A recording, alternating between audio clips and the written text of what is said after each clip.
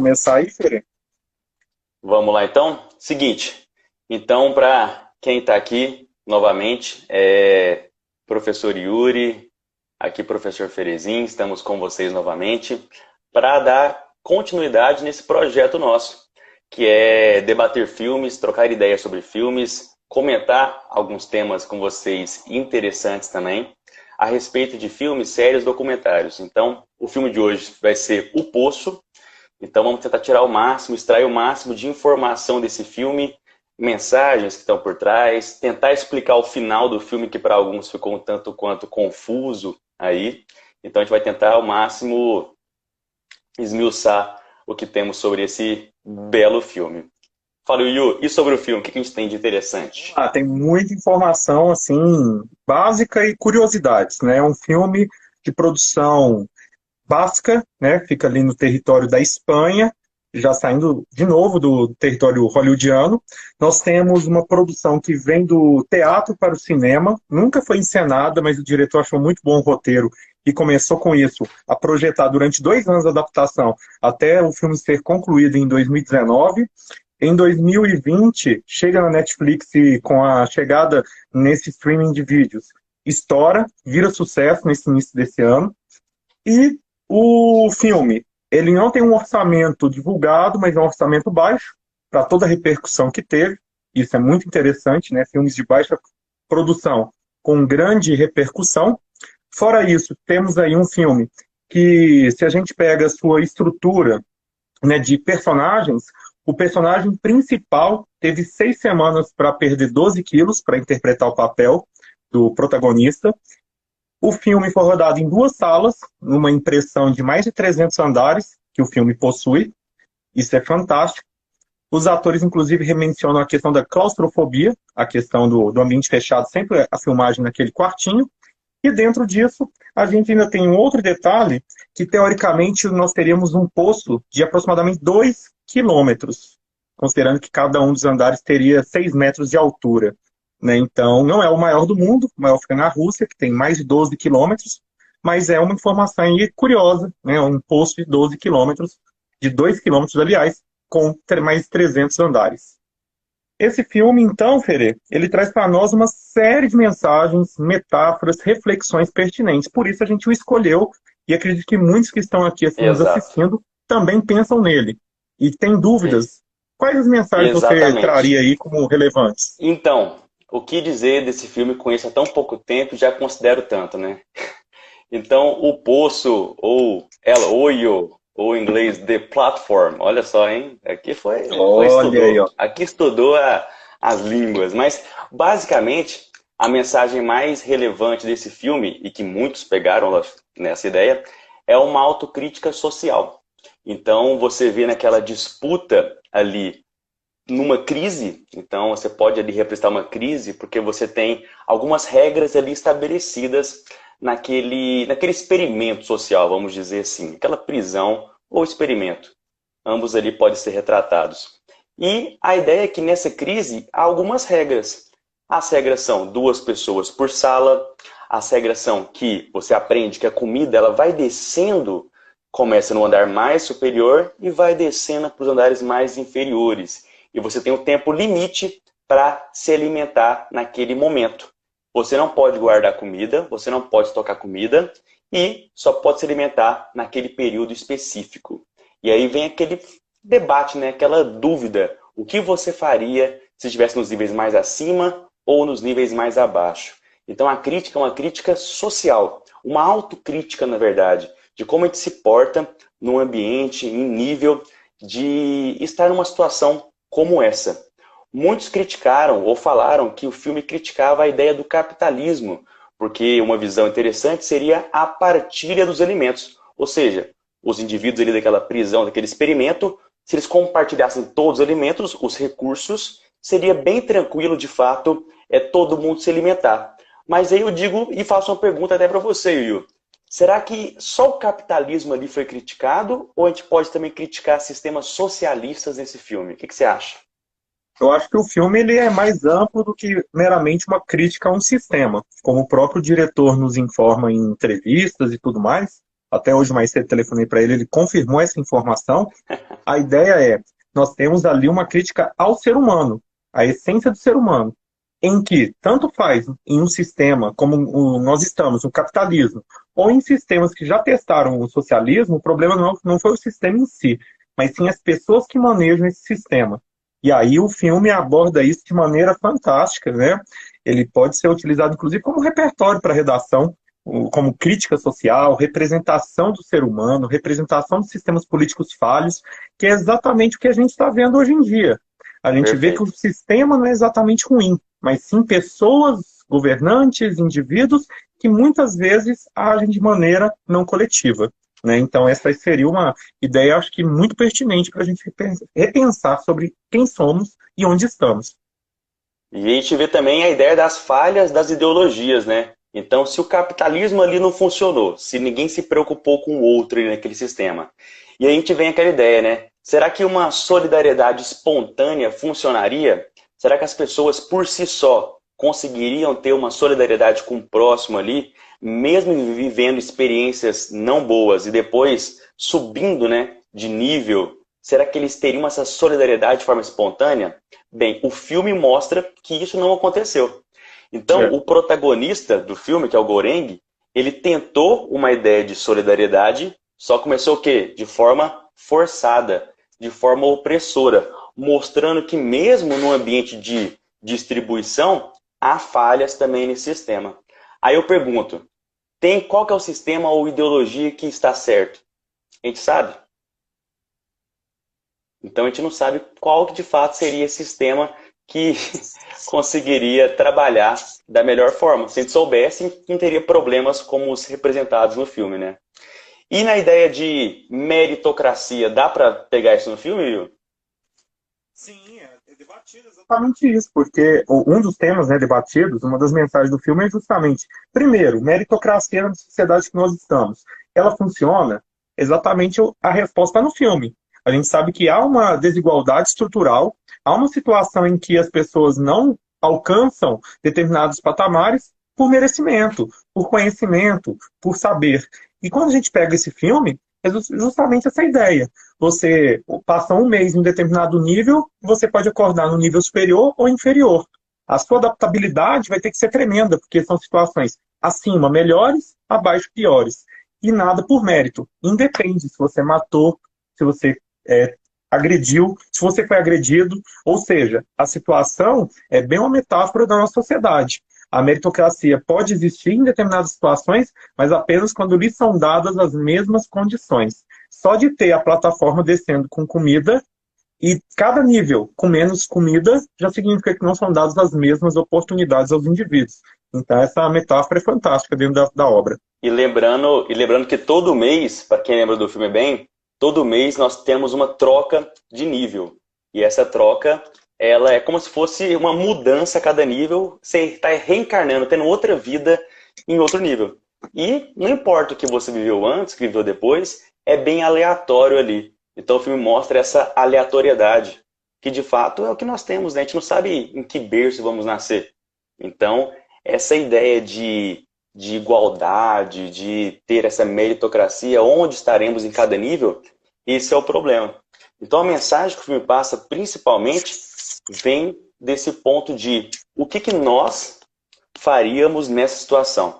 Porque você pode falar, nossa, eu nunca faria isso na minha vida, eu nunca me envolveria, eu nunca faria o que eles fizeram naquele sistema. Bem, uma coisa é você pensar no nível mais acima dessa forma. Outra coisa é no nível mais abaixo, você viver aquela situação. Então é difícil nós colocarmos o que a gente faria em cada nível. Você que está vendo aí agora, se quiser comentar aí, o que você faria se tivesse um nível mais abaixo ou um nível mais acima? Coloca aí só para a gente ter uma noção do que vocês fariam, do que vocês pensam no nível mais acima ou nível mais abaixo. É muito difícil a gente ter essa noção, essa vivência. Então, a gente acaba tentando entender se a mudança desse sistema seria algo espontâneo ou teria que ser algo forçado. Aí é a ideia que vem por trás dessa mensagem no filme. Será que é possível ter uma mudança espontânea? Então é complicado nesse sentido. Resumindo, tem um vilão nessa história, Yuri?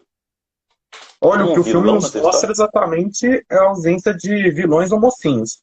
Porque em cada momento, né, do filme, né, os filmes são normalmente divididos em etapas, em três partes, basicamente.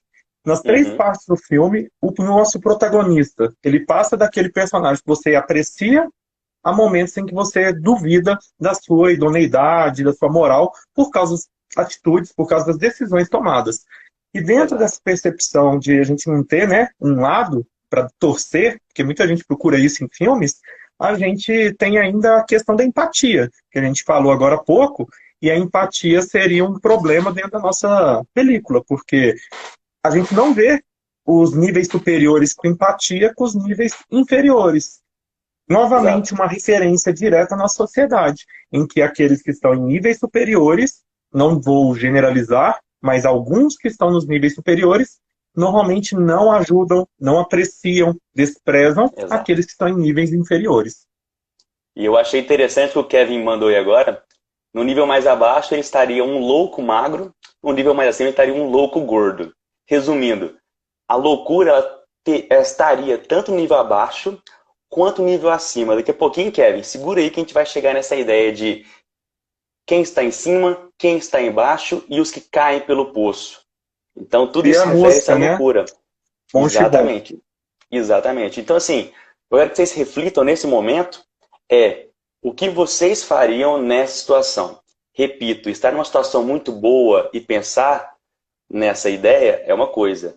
Estar numa situação não tão legal já é outra ideia. Então só reflitam, é isso que o filme quer trazer para você, uma autocrítica. Qual que é a mensagem que você quer, que ele quer chegar? Que você consiga perceber essas situações e mostrar isso de fato na sua vida, na sua vivência. Mas eu diria um pouco além, né? Tem várias conexões desse filme com obras, poemas, com outros filmes e obras literárias. E quem melhor do que falar de obra literária do que esse mestre aí, né? Esse mestre calvo chamado Yu. Vai, Yu. O que, que a Mas gente tem com de, barba. Vamos lá. que, que a gente tem Quando a de gente obra pega essa literária nesse questão filme? Quando a gente pega a questão do filme, por exemplo, a gente tem várias referências, conexões intencionais do nosso diretor, do nosso produtor, do nosso roteirista. E é óbvio que essas conexões são muito importantes. Quando a gente pega, por exemplo, a questão da empatia, que a gente acabou de mencionar, desse distanciamento. A gente pode pegar o escritor português José Saramago, em sua obra Ensaio sobre a Cegueira, que vai ter uma relação muito próxima com o que o filme nos mostra, o Poço, que é esse distanciamento das pessoas, muitas vezes um individualismo reinando. E o filme O Poço é uma obra extremamente fértil nessa questão de você ter essa individualidade prezada na maioria dos personagens. Até aqueles que são mais coletivos ou pensam nos outros, agem em muitos momentos com individualidade, com individualismo, na verdade. Quando você pega, por exemplo, uma outra obra de um escritor chamado Gil Vicente, escritor português, e ele escreveu uma obra chamada O Alto da Barca do Inferno. E nessa obra, ela se assemelha muito com o filme O Poço, porque lá na obra do Gil Vicente as pessoas morrem e levam um objeto que elas representam. No filme, elas escolhem um elemento para levar para esse período de prisão. Quando a gente pega esse período de prisão, nós tivemos uma personagem que levou um cachorro, então esqueceu do coletivo, já que teria mais um elemento para se alimentar. O outro indivíduo leva uma Exato. faca, que representa violência, sua proteção e outras questões. O nosso protagonista leva um livro, que é justamente uma outra intertextualidade importantíssima, que é Dom Quixote, Don obra de Miguel de Quixote, né? Cervantes. Quixote. Quixote, olha, esse menino estudou espanhol hoje, olha Ah, isso. esse curso espanhol, né? Ah, entendi. Você curte um espanhol. Aí o que acontece? Quando a gente pega a questão do Don Quixote, a gente vai falar mais tarde, mais detalhes sobre essa referência, certo? Nós temos um poema que me veio aqui agora, cara, um insight, chamado O Bicho, do Manuel Bandeira, que ele observa um animal no meio do lixo comendo. E ele termina o poema falando: Meu Deus, é um homem. E essa ideia do indivíduo comendo o lixo é a ideia do que a gente vai vendo ali, não é exatamente o lixo, mas a que ponto o Uhum. ser humano se sujeita para tentar sobreviver numa situação de adversidade.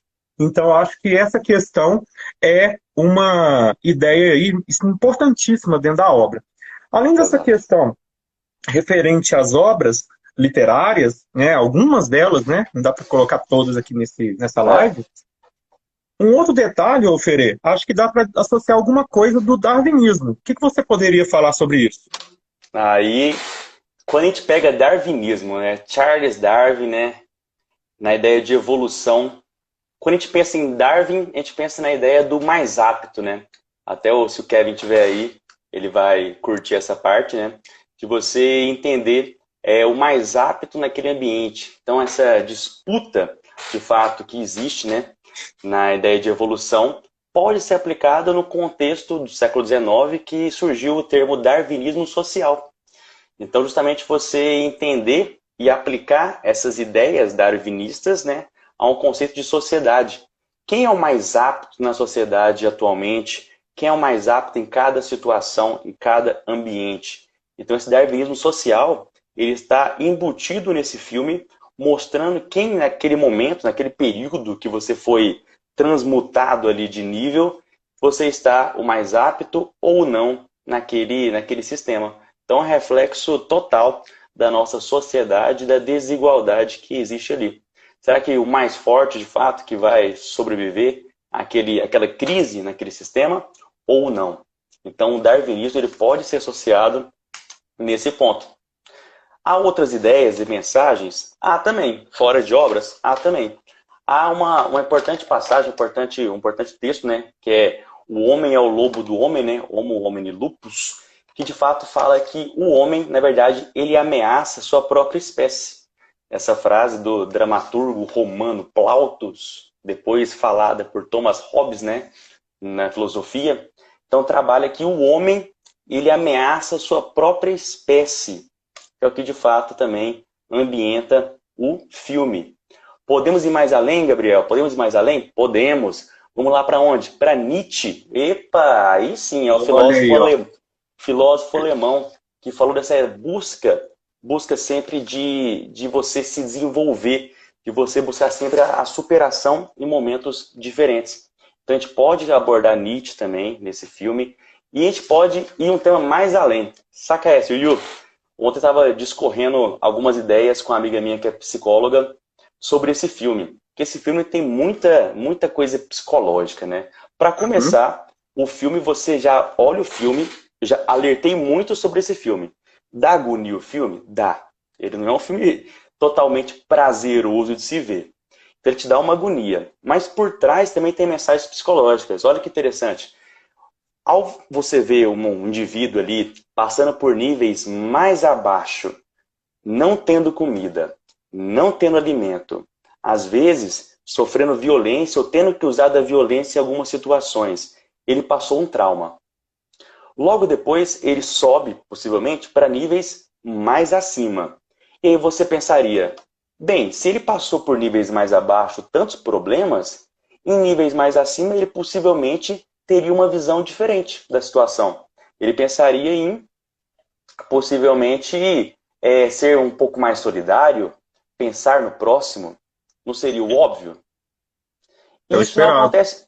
Isso acontece no filme? Não. Aí você pode pensar um pouco mais na ideia de psicologia, que foi o que eu troquei a ideia com essa minha amiga.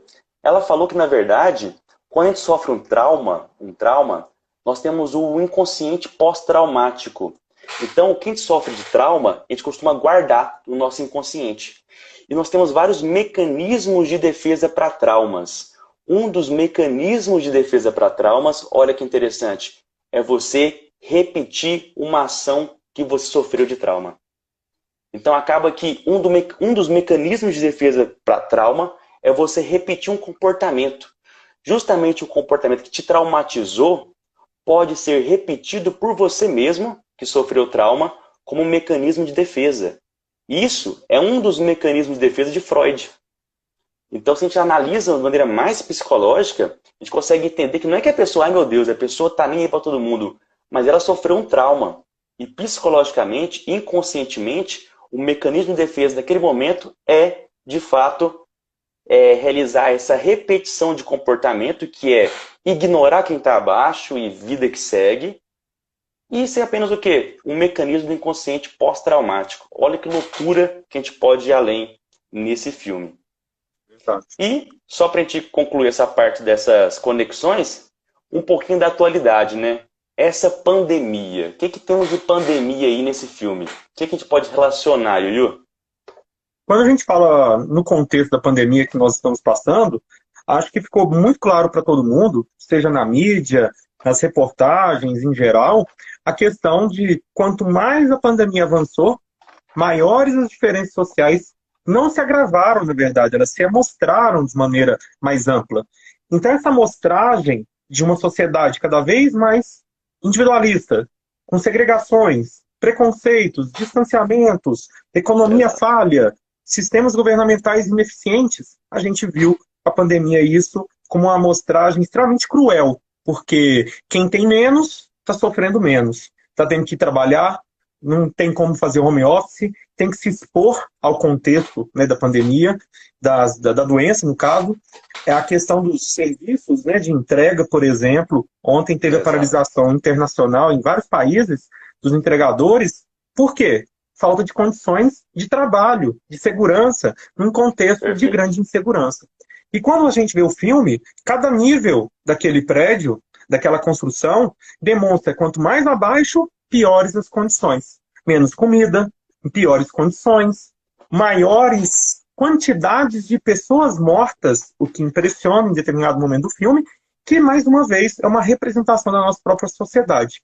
Quanto mais a diferença social, quanto menos acesso a meios, né, principalmente se é um filme representando a comida, maior a problemática, certo? Bom, Exatamente. e aí, eu acho que Mas desse... assim, só para Pode falar. concluir, o que a gente tem de mensagem dessa parte, né? É que falta empatia. E nessa crise nossa, é uma total noção de falta de empatia. O começo da pandemia, o que rolou? Lembra que todo mundo estocou papel higiênico? Para que todo mundo foi estocar papel higiênico, meu Deus do céu? Para que todo mundo vai comprar remédio a mais? Para que isso? Isso é totalmente falta de empatia com quem não pode fazer essa compra, vamos dizer, em demasia, né? E um outro ponto interessante é, atualmente, tantas pessoas que precisam trabalhar hoje em dia, que têm que trabalhar, e falta empatia do outro. Tem aí na live, eu acho que se ele tiver aí, dá um joinha aí, PV. O PV ele está divulgando um trabalho bem interessante de divulgar o pequeno empresário. O pequeno empresário que hoje tanto está sofrendo nessa nossa realidade, e promover empatia, você divulgar o negócio de um amigo, o comércio de um amigo, o pequeno negócio, o pequeno empresário, o microempresário, é o que Uhum. mais está sofrendo nesse momento nosso. Então, a gente ter mais empatia nesse momento com essas pessoas é o principal ponto. A Verdade. confusão tá para todo mundo. A gente tem que parar de colocar culpado. Ah, você é culpado, culpado é isso. Para, tenta surgir de você, né, que o filme também fala sobre isso, né, a solidariedade, a empatia e alguma ação de fato relevante. Então, muitos têm feito isso nesse momento, e quem não tem feito, acho que é a hora de tentar trabalhar um pouquinho mais essa ideia de empatia, que a gente tem que tirar o lado positivo desse momento nosso, né? Inclusive, o próprio Instagram, ele colocou aí o comércio na sua região, como uma forma de marcador. Então, aqui em Brasília, por exemplo, a marcação é no compre na sua quadra, algo assim. E é esse detalhe, muitos microempresários, pequenos empresários, precisam dessa Exato. colaboração nesse momento tão tenso, né? Imagino Exato. que seja uma ação global e não só regional. Dentro Perfeito. dessa questão da empatia, a gente tem a questão do ser humano, ou da reflexão que a obra traz, de uma busca por evolução, né? De uma transformação individual, Exato. que não necessariamente a gente vai pensar em evolução do ponto de vista para melhor. Pode ser também uma involução. Isso faz parte do processo de construção do ser humano. E aí Perfeito. essa obra eu acho que é bastante rica nesse sentido, para a gente pensar nessa questão. Porque o filme já começa com uma frase, né? Que existem três tipos de pessoa, né? Os de cima, os de baixo e os que caem. É simbólico demais essa ideia, porque dentro do filme as três situações acontecem: subidas, os que estão no alto, descidas, os que estão embaixo, e os que caem são aqueles que desistem. aqueles que observam, não observam mais esperança na vida, não tem mais expectativa. Falta o E dentro desse propósito. contexto... Falta Oi. o propósito. O propósito tá faltando. Sim, Ouviu? exatamente. Sim. A pessoa não vê mais o que pode acontecer, não tem mais propósito, Exato. não tem mais visão, não tem mais sonho, né? A ideia da Perfeito. perda. A perda de algo que fazia ela ter seu motor, a sua empolgação para a vida. E E, dentro dessa e perspectiva... só uma relação interessante que a gente pode entender, a ideia de propósito, é por que que os de cima que estão caindo?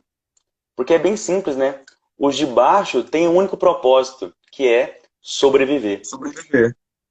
Os de cima, eles têm que criar propósitos. Por quê? Eles têm comida, eles têm os recursos e agora tem tudo. A falta de propósito ali faz você entrar, o que o Kevin falou agora há pouco, nessa loucura. Então, mesmo quem está acima entra numa loucura e sem propósito, não adianta. Você entra numa ideia de depressão. Então, é importante salientar isso, porque o filme mostra essa ideia para você. Essa ideia é exatamente das pessoas que estão acima ou abaixo, elas têm visões de mundo diferentes, mas ao mesmo tempo elas têm perspectivas individuais extremamente conflituosas. É exatamente essa Perfeito. questão. Não é porque você tem mais recursos que você tem uma situação mais tranquila, né? Tem muito dessa Exato. perspectiva. Né? Até a Letícia colocou aqui, ó, evidencia o medo do ser humano diante da morte. E como ter medo de algo que não é conhecido. Dentro da perspectiva do filme, a transição mensal dos indivíduos vai causando essa paranoia constante. Porque conforme você desce do 50º andar para baixo, a situação vai só piorando. A situação, né, o acesso a recursos, a loucura, a questão de um indivíduo, às vezes, ter que matar o outro para sobreviver, né, a questão literal de você matar para sobreviver. Então, quer dizer, é a Exato. questão realmente de um mundo de pernas para o ar, né? De uma loucura que vai cada vez se agravando mais. E dentro disso, a gente ainda tem a percepção de o indivíduo em transição constante ali dentro do filme, que é o nosso protagonista, que vai sempre apresentar para nós a situação de ter perspectiva e não ter perspectiva. Aí E o ele, indivíduo, conforme ele sobe e desce, ele vai mudando constantemente a sua maneira de ver a realidade. Então, e ele é, tem uma coisa que não é, muda. Ah, é nesse contexto que a gente pode ir mais além, né? O Yuri falou para vocês que tem 3 tipos de pessoas, né? As de cima, as de baixo e as que caem. E tem o quarto tipo, né? As que descem. Então, no filme, agora um pouquinho do filme, né? O Goreng e o... Como é que é o outro personagem lá? É é o o... buraco. É o Baharat, né? O O Harat. Baharat. Os dois desceram. Eles não caíram, eles desceram. Porque eles escolheram descer porque tinham um propósito por trás. E esse propósito por trás, aí a gente pode ver um pouco da mudança, a busca da evolução do ser. Alguns referem-se a isso a alguma ideia mais bíblica, alguma ideia mais religiosa, ou apenas uma busca simples por evolução espiritual. E no decorrer desse processo, essas passagens que o Goreng, né, que é o protagonista, ele foi conhecendo pessoas, desde o Trimagazo, que era o velhinho lá, que tinha a faca, depois a Imogiri e depois o Baharat. As 3 pessoas que ele encontrou são, na verdade, reflexos de momentos, de lados espirituais que o próprio protagonista possui. Então ele vai se desapegando de alguns pontos e se apegando e entendendo nele mesmo outros pontos ao longo da sua caminhada espiritual.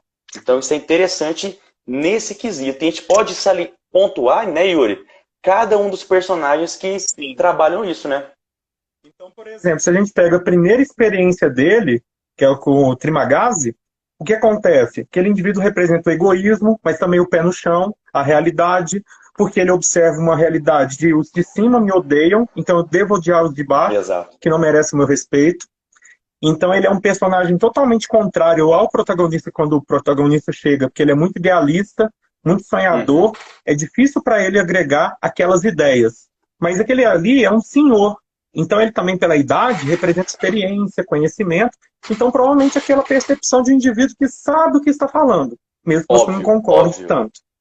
Ah, óbvio. é, Não, óbvio é a frase que ele falava no filme o tempo todo. sim. Óbvio, óbvio.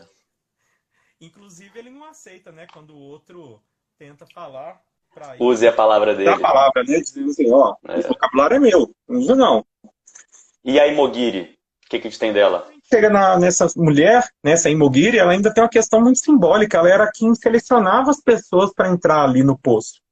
E ela era totalmente inconsciente do que acontecia.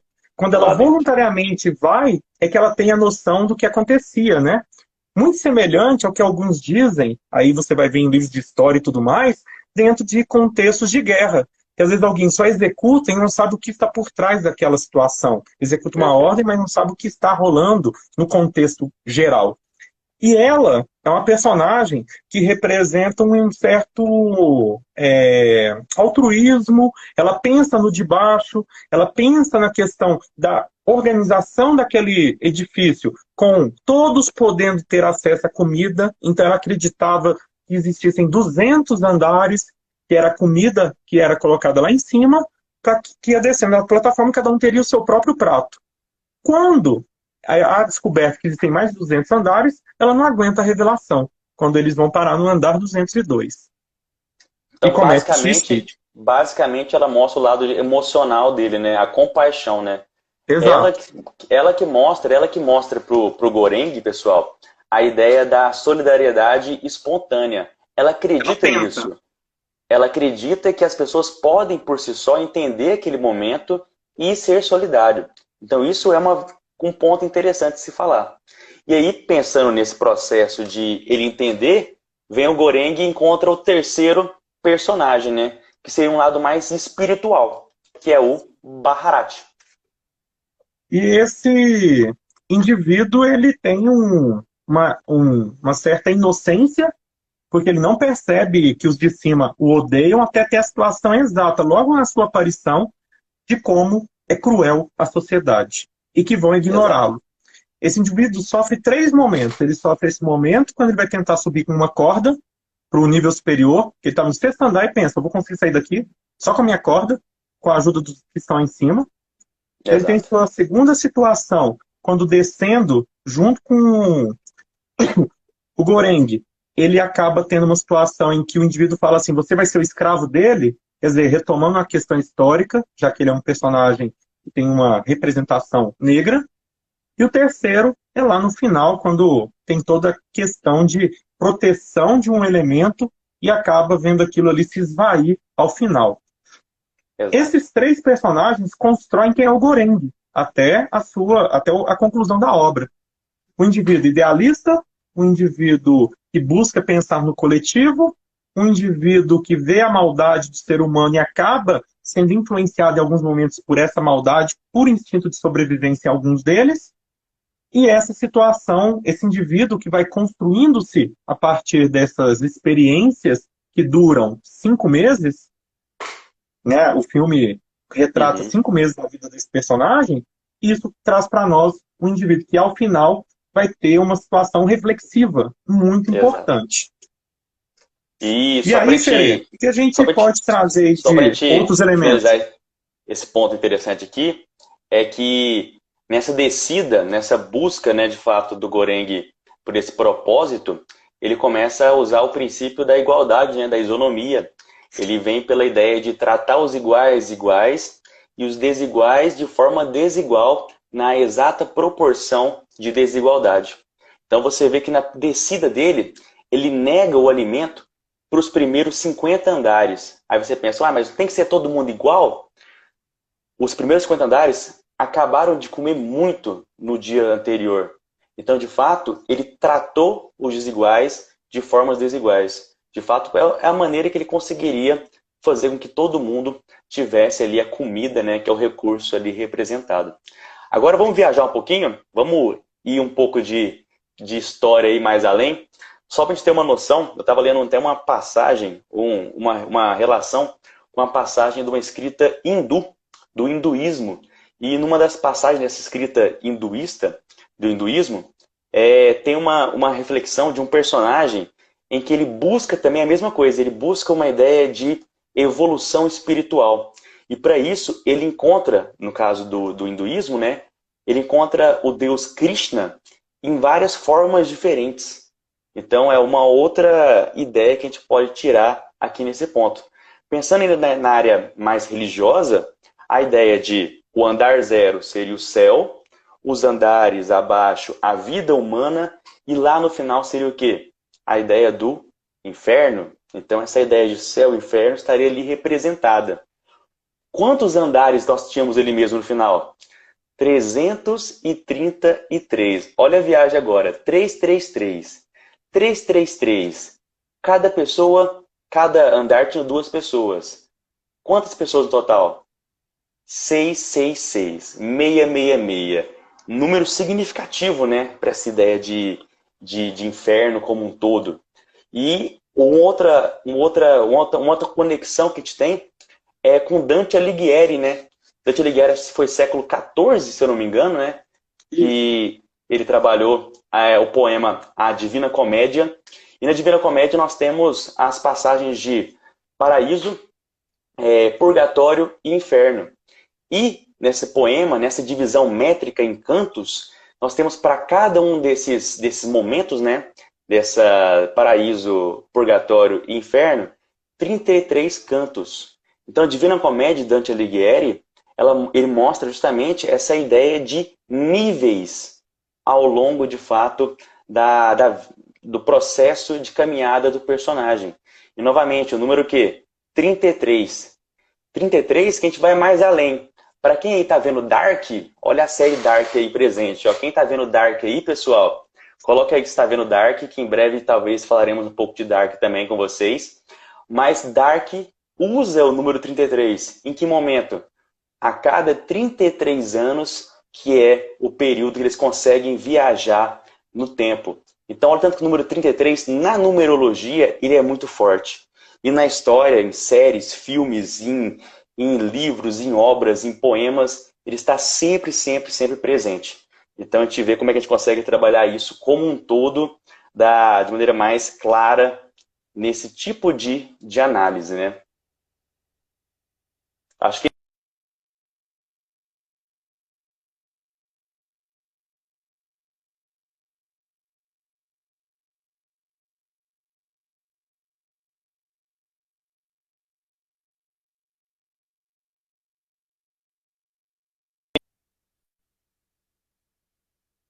ou só o Yuri que travou. Você travou, Yuri? Yuri? Travou aqui, mostrei para mim. Ué, acho que é Agora estou sua que te você ouvindo tem. e te vendo. Ah, legal, legal. Então, beleza. Acho que deu certo aqui. Então, vamos agora pro final, né? Isso, vamos para o encerramento. Bora lá.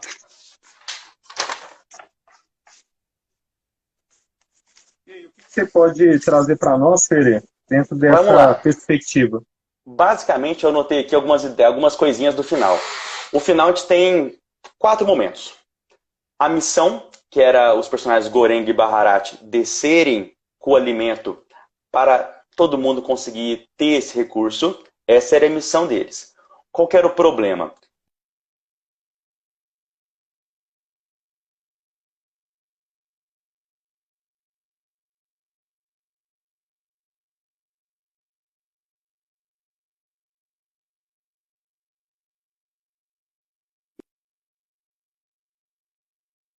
A conexão está com problema para a gente ter melhor noção aí.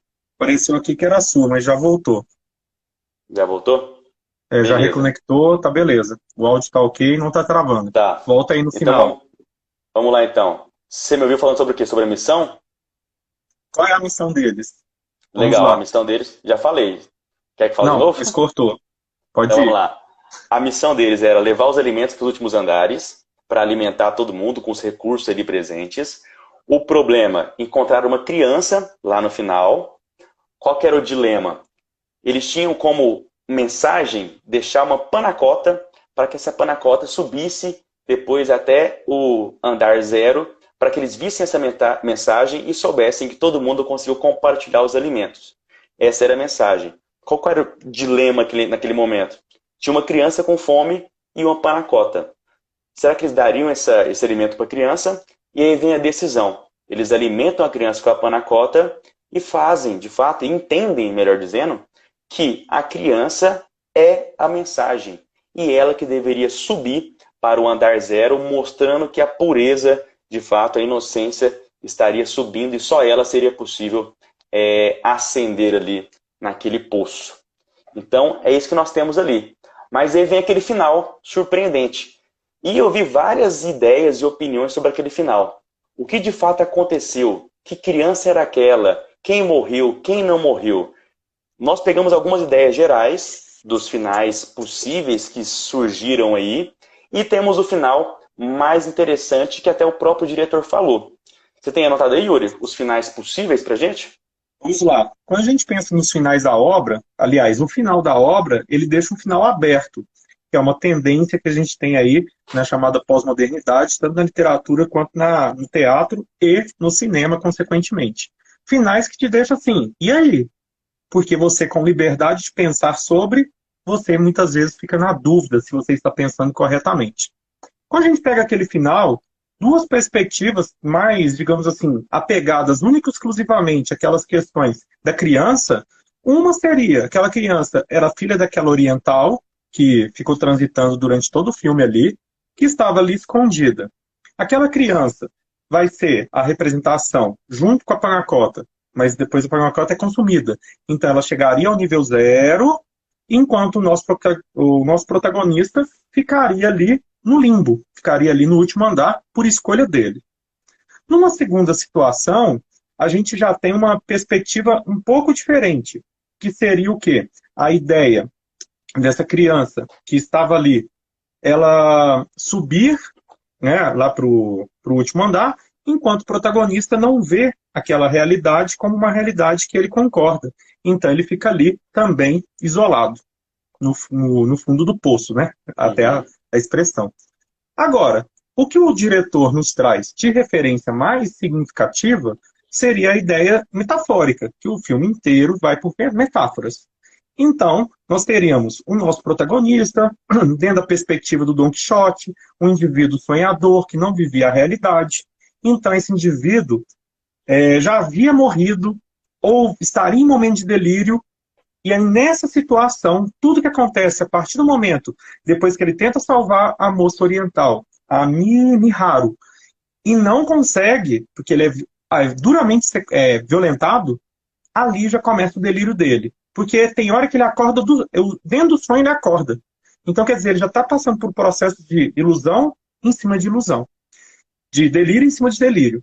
Então, aquela representação da criança seria uma esperança ou a mensagem, certamente, que ele queria que fosse alcançada lá no topo.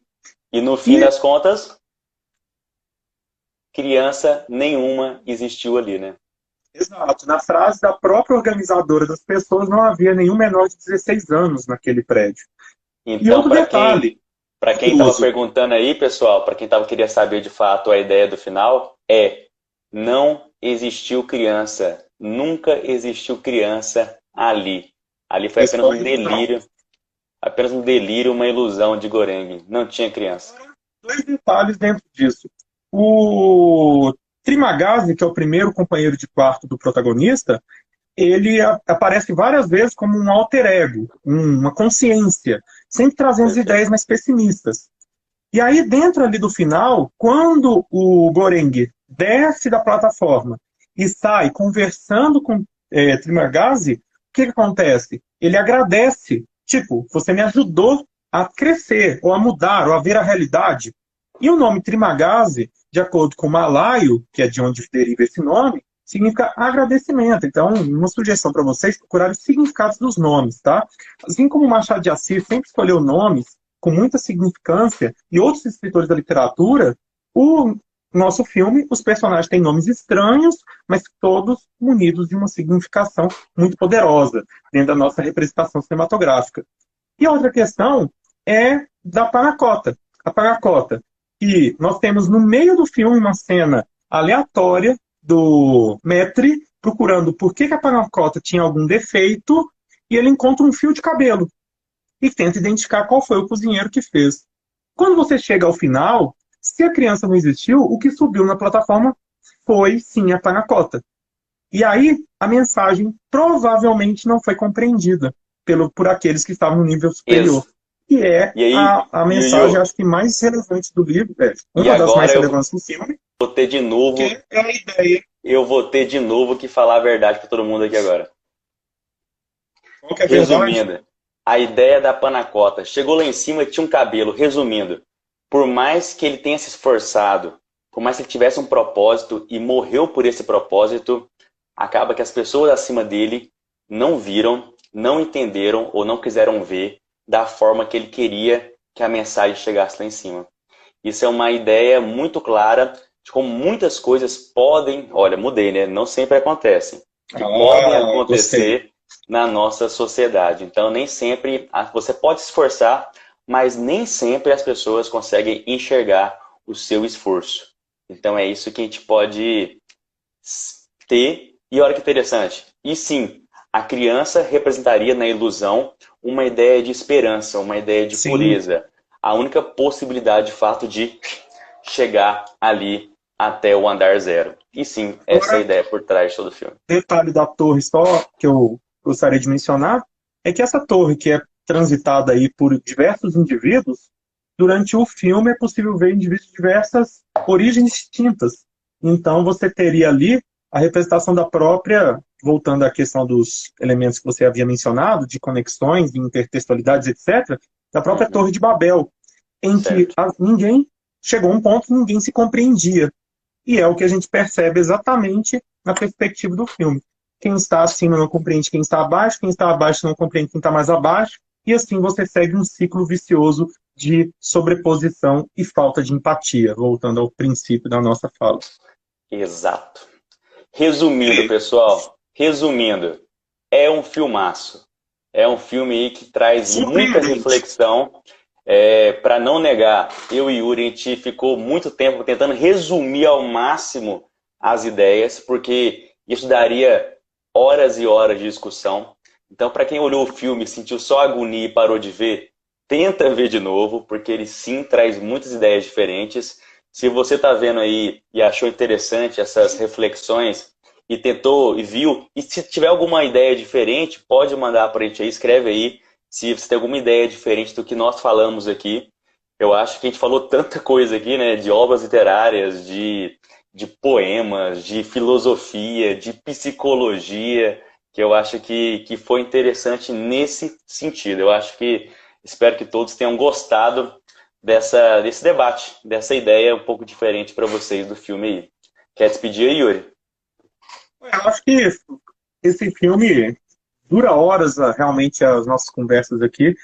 A gente escolheu um direcionamento para poder criar um roteiro aqui para vocês, dos temas e assuntos que a gente achou pertinentes para diversas situações distintas, conversas, vestibulares, repertório.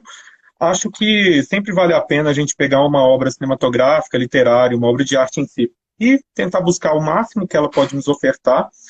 Esse filme é uma dessas obras que consegue extrapolar o que é apenas 1h40, 1h34, aliás, de filme. É um filme curto, teoricamente, comparado com outros que a gente ainda vai falar.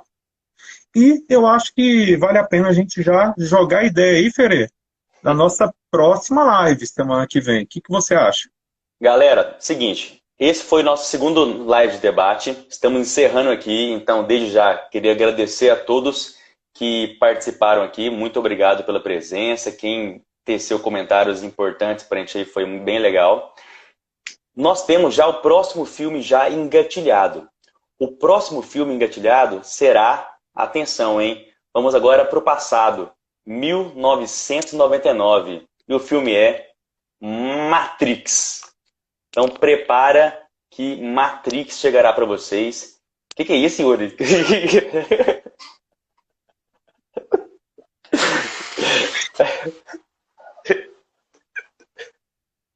Esse é o momento dark.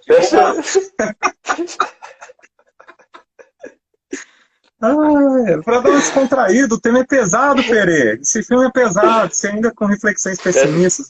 Até chorei agora. Para quem não viu o Yuri de vestido de mulher, ele vai salvar essa live para gente depois, vocês tiram um print depois. Muito obrigado. Vai ter. É, mas enfim, o filme será Matrix, pessoal. Dark vai ser em breve, vou deixar o pessoal ver as séries de Dark ainda. Mas o próximo será Matrix. Então, Matrix acima. Só Matrix 1, você vê os outros não. Matrix, Matrix pessoal. 1, Matrix 1. E na segunda, terça e quarta-feira que vem, iremos colocar para vocês uma caixinha de sugestão de próximos filmes. Então, nós colocaremos. E documentários. Exatamente. Nós colocaríamos a caixinha para vocês discutirem e colocarem opções e os mais votados entrarão na nossa lista. Então, próximo filme, Matrix, 1999. O que tem por trás de Matrix? Estamos na Matrix ou não estamos?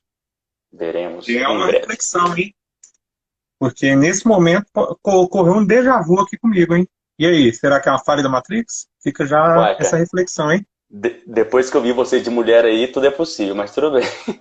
Ah, passou, passou. Então, mais alguma consideração final, Yuri?